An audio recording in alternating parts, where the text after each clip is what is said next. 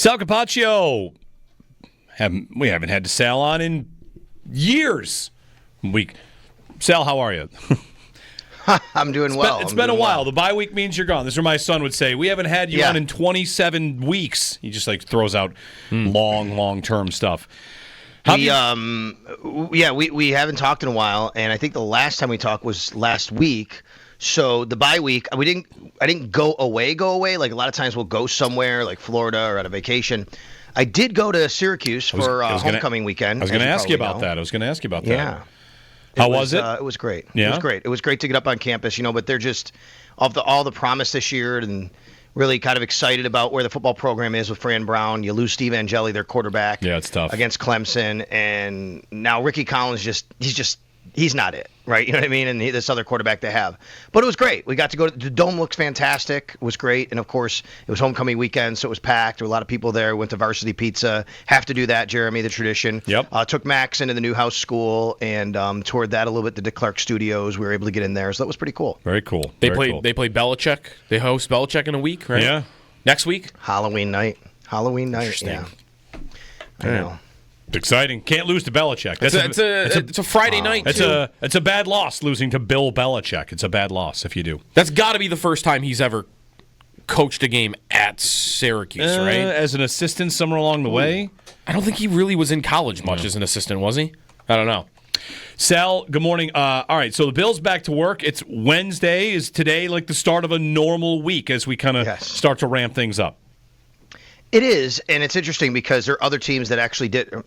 One other team was on a bye this week. The Ravens, they actually did hold a practice on Monday. So every team's a little different. The Bills got away, and their guys were off for about 4 days. The coach is obviously working on a game plan and self-scouting and all those things they do. So it can be a little bit different. The Bills will be back to work today, meaning like on the field today. Mm-hmm. So we'll watch them practice for the first time. We'll get a regular week. This is a Sunday, and now from here on out, guys, that's it. I mean, there's no bye weeks anymore. And honestly, there's only one non-Sunday game, right? I think now that I look at it. The Thursday night game? The Thursday night game the week before Thanksgiving. Other than that, it is Sunday, and so there's a lot of 425s, but there's quite a few 1 o'clocks as well, starting this week at Carolina. So here we go. This is routine now for the rest of the season, except for 1 week that's mixed in there. Then we'll see at the end of the year how things shake out as well. Now that being said, they'll back on the practice field. They do have some roster moves and decisions they're going to have to start making. Some have already been made for them. So just to kind of put where everything is officially, Michael Hoecht and Larry Ogunjobi have officially been removed from the suspension list. They are on the 53-man roster.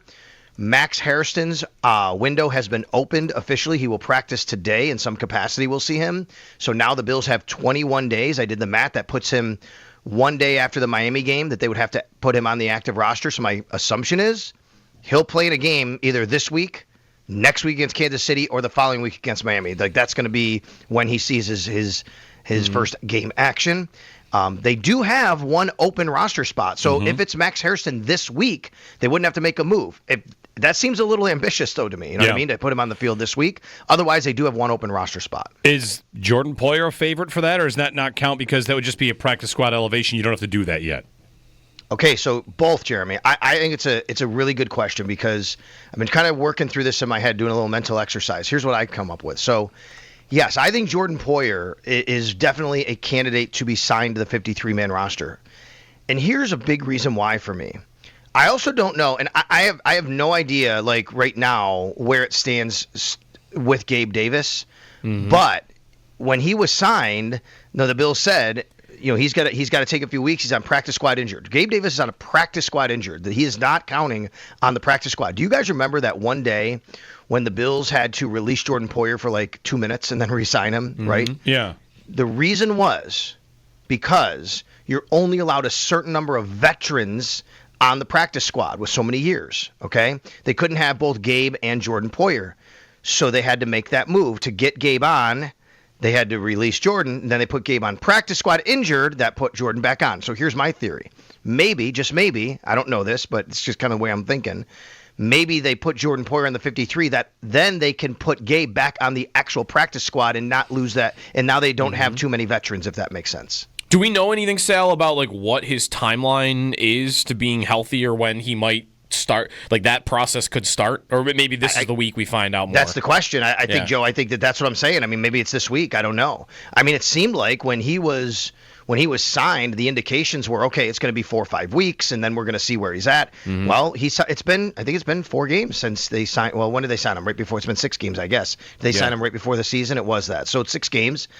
I don't know, Joe. That's what I'm saying. Like, why would you sign him and put him on practice squad injured if it's not going to be till December? It just didn't seem like that would be the case. You know what I mean? Mm-hmm. So maybe that's one. I'm just throwing it out there as a possibility. I don't know, but they could also look, guys. We know that Daquan Jones is injured. We know that that's one guy we're watching this week. What does that mean? Larry Ogunjobi's back on, but right now they only have 4 guys at defensive tackle. What if Daquan Jones is actually out for an extended time? Maybe Zion Logue is the guy that they signed to the 53 because he's out of elevations. Yeah. All the time we spent, by the way, like the weeks leading up to the suspended guys returning, about who might they have to cut, will they have, to make a tough decision. Those moves have already been made, right? And it maybe wasn't as tough because other guys like TJ Sanders and whatnot went on IR. So like they're caught up on that, right? And they had to be. Yeah, and do you remember when a few weeks ago we kept saying, hey, they got decisions, but sometimes, unfortunately, injuries dictate those decisions. Yep, That's exactly what happened here. The injuries dictated the decisions. I mean, TJ Sanders is now on IR, and, who knows when he'll return. And the Bills have an open roster spot at defensive tackle. That's Larry Ogunjobi. Now, I will say, though, they are carrying 6 defensive ends right now, a total of 10 defensive linemen, which isn't super abnormal, but 6 who are actually officially defensive ends. But you could say, well, Michael Hoecht isn't really a true defensive end. He is, but he plays inside. He can play off the ball. He can play on the ball. He can do a lot of things. So I kind of put him in a little bit of a different bucket there. Yeah, it's funny because like the injuries are unfortunate for the player that's been hurt, but maybe fortunate for the player on the roster who doesn't get cut as a result of this. Like there would have been guys to leave, and we can kind of speculate who they may be. Right, like if Sanders had been healthy right now, they'd be sitting either with 11 linemen, or they would have cut somebody, and that would have been a bit of a story. And that's also not to forget Dwayne Carter. Like they're 2 guys that because of injury, the other guys get to stay on the team for now. So, Sal, one of the things about this bye week, and maybe we find out today. I don't know if the Bills are going to tell us what kind of changes they're going to have going forward. But do you anticipate that there could be some structural changes? I mean, McDermott was asked about calling plays, or if it's the depth chart getting shuffled, or the targets in the receiving game going somewhere else. Do you anticipate that we might see the Bills, after a self-scout of the bye, coming out with some noticeable changes? I do. I don't know what those are, and you brought up a lot of different kind of points there. The operation of how things go. I don't expect Sean McDermott to suddenly call defensive plays. I don't expect that. You never know when, but he's said that that's not going to happen. He didn't plan on that. Obviously, they didn't make any changes in the coaching staff, right? That's not happening. So from that standpoint, I don't. When it comes to targets and things like that, that's a lot of just based on game plan, based on play to play, down to down. That's Josh Allen. We don't know about Josh Palmer's status, guys. I mean, Josh Palmer's another guy we're going to be watching this week for an injury. That's going to be big. Like week to week makes me think I should maybe count on him not being in this week, because otherwise going into a bye, I feel like it would have been talked about as potentially day to day. Week to week is a little scary for that. That's right. Agreed on that. He was week to week, and Daquan Jones was week to week. Everybody else seemed more day to day. We'll get an update also, by the way, on Terrell Bernard, Matt Milano, both linebackers. Milano had missed the last game. Dalton Kincaid's a big one, right? The oblique injury. He was considered more day to day, I believe, when Sean spoke about him. So there's a lot of guys there. Now, when I say yes, I do expect different. I think the Bills will self-scout and say, okay, why are we not handling pressure as much as we used to, as well as we used to? And maybe there are little tweaks that maybe we don't notice as fans and people watching until you go really and break down the film. I think that they'll come out, and I think the things that they'll do, the tweaks that they'll make, will probably be things that we don't really notice to the naked eye as much. I do wonder, 2 things, though, if on defense, if they play a little more man-to-man, they were more successful against the Atlanta Falcons when they went to a more man-to-man defense.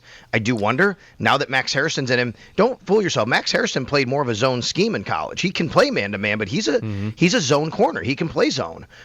You don't have to change and say, well, Max Hairston's on the field and he's going to follow Rashee Rice around. I mean, I guess you could do that, but the point is, you don't have to change your basic philosophy because you think he's more of a zone. This isn't Kyrie Elam situation, right? Where Kyrie was, he's a zone guy, he can't play man. But Max can play both. He has the ability to play man, but he's a zone corner. What he ran in college is very similar in a lot of ways to what the Bills. And then finally, I think the other thing is that I'm very interested to see if they stay more base or go back to a little more nickel and how they want to play. Sal Capaccio on the Western Hotline. Let's get a caller in here, Buff in Dallas, to lead our next kind of train of thought here. Buff, good morning. You're on with Sal. Good morning. Hey, I love the show. No unbiased opinion. For me, it's the big neon elephant in the room, and I think this is from a fan's perspective and an X and O perspective. I'll give you just real quick both of them. For Keon Coleman, this game is about matchups. He's an option, not a viable option. You drafted him as a GM, so what do you expect? He didn't do what he is asked to do on the NFL level. He didn't do it in college. Secondly, a lot of fans are comparing him to Worthy. We're seeing what Worthy's doing in KC and all the success he's having in the Andy Reid offense, and fans are like, oh, my God, this guy sucks. Keon Coleman, get him out of here. For me, I'm not going to blame him. He didn't actually get drafted by the Bills, so he's not a bad player. He's just in a bad system. When you plug up the run, because you Cook and offense is the best asset that the Bills have, and Allen. So when they plug that up, now guys got to win on the outside. Keon can't win on the outside. So I want to get your opinion about that. All right. I think this comes down to a question of maybe where he should line up, right? Is that what he's asking? Kind of. Outside versus slot and all that? Yes. And I think you guys have probably done some analytics and some work on this as well. Yeah, so Coleman is definitely catching a lot of attention this week in terms of what the Bills are doing well, what they aren't doing well. I mean, you could make it about the Worthy trade, or you could just make it about the Bills had a need at receiver and identified him as the one to be the guy they were going to take. And it's just, I don't think there's really any other way around it. It's not really going as well as they would hope. 2 disciplinary issues over the course of 2 years, a super inefficient passing game when they try to go to him. I mean, he's a broken play guy. He leads the team in targets, and that's troubling because they have guys where when they throw the ball to them, it works well. So, Sal, the problem with moving him inside is he's blocked because I don't want to get Shakir out of the slot. He's good in the slot. And also, I mean, you could even couple this, Sal, with the Palmer injury. If you wanted to move him to the slot, what am I doing on the outside? Yeah, at both positions now. Yeah, there's a few different discussions, and the caller kind of brought up a couple different timelines and ways about this, all right? You can go back and you can blame Brandon Beane for drafting him all you want, but that happened, and now you have Keon Coleman on your team, right? You're not going to go back and you can't undo the draft pick, and we had a lot of discussion about that at the time. Was it the right draft pick? We could have that debate for a long time. He's still a young player, but it's not working out exactly how you probably thought it would right now. That's number one. Number two is the player himself, what he's doing, what he's not doing. You just brought it up, Jeremy. 2 discipline issues over the first 2 years of his career. We heard a lot about, and I saw very much with my own eyes. Like, I thought he was really becoming a guy that could be a much more reliable as a wide receiver on the field during training camp and preseason. The word I used was intentional, the way that I saw him work and things he was doing. And then ironically, or coincidentally, I always confuse those two, we had Joe Brady use the same word about him, said intentional. I just think he went about his business the right way, but there's a step back there when you have to have a discipline issue. And then him on the field, like his skill set, there's only you can't suddenly make him into a 4.3 guy, right? You're not going to do that. Mm-hmm. And he has a certain skill set that wins certain ways. He's got to be able to understand that himself and use his skill set to win when he's running routes, no matter where he is. And then there's the structure of the offense. How often you want to throw it to him? Where do you want to throw it to him?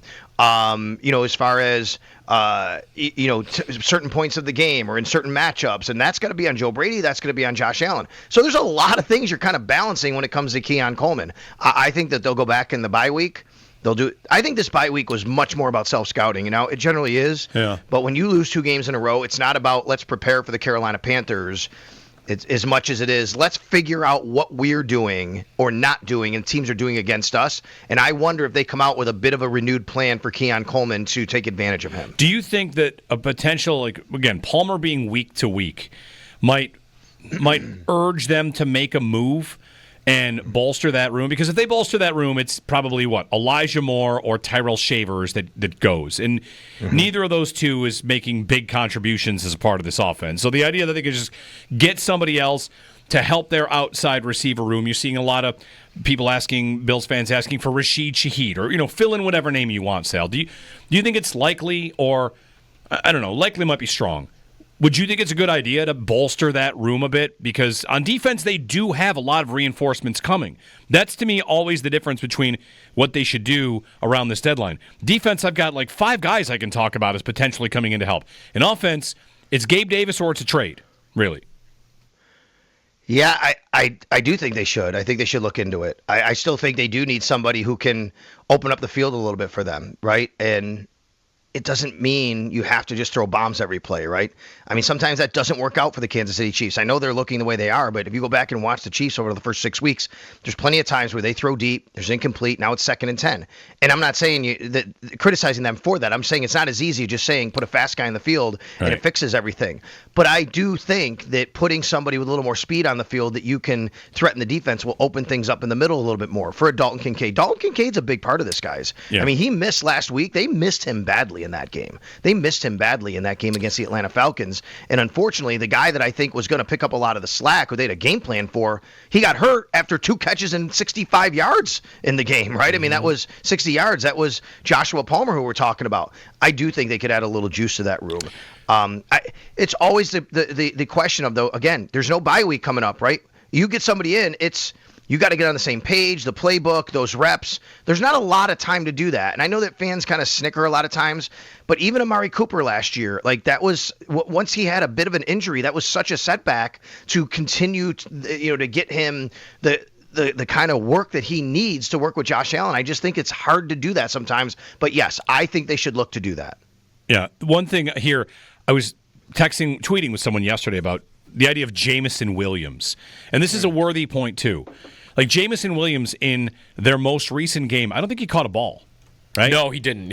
He caught one that was reviewed and overturned, so I think he ended up with 0. He didn't catch a pass, but the snaps he had in that game last week, he's on the field for 88% of their snaps.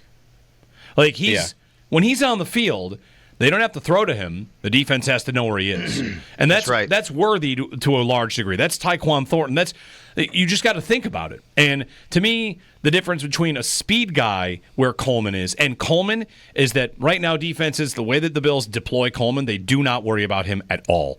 And someone over there that could put fear into a defense would help everybody else, and everybody could eat again if they would get somebody over there that might stretch the defense. And maybe Coleman could find a spot in those kind of formations as well. But that's why the idea of somebody that can actually take the top off a defense or at least stretch it and create some more space, I think it does make sense. Did you guys see what Jamison Williams posted on IG? No. Is he upset?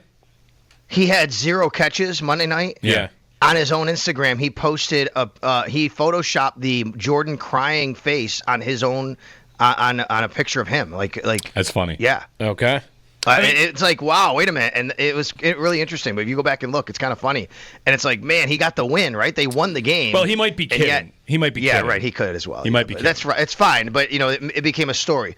The thing for me is I always think about, what's the other team doing? Do people think the Lions are going to trade Jamison Williams after everything you just said? Yeah, doesn't he kind of do exactly what they want him to do in that situation? And they just paid him. They need him. They just paid him $80 million, too. He just extended him. He's a huge part of their offense, even though sometimes that doesn't mean, he doesn't get the ball. So that's Shaheed on this offense in that spot would be so much more of a concern for opposing defenses. Right now, we can sit here and talk about all this and that about Coleman. The answer to what other teams do, if they throw man coverage, they're pretty much not worried about anything. Just throw man. And the Bills have been playing a lot of defense man coverage because opposing defenses don't really worry too much about what they have out there. And Coleman is the number one offender in that department. The best guy, right? The best player would be Chris Olave, right? For all this, right? I don't think there's any doubt about that. I just don't know what the chances are you would pry him away and what it would cost. Right. But I've been on the Shaheed train for a while because I think you have to think about the return element as well. The Bills have not been a great return team this year, and Brandon Codrington has not taken the game. He's kind of regressed numbers wise, right? Yep. And they've made him inactive.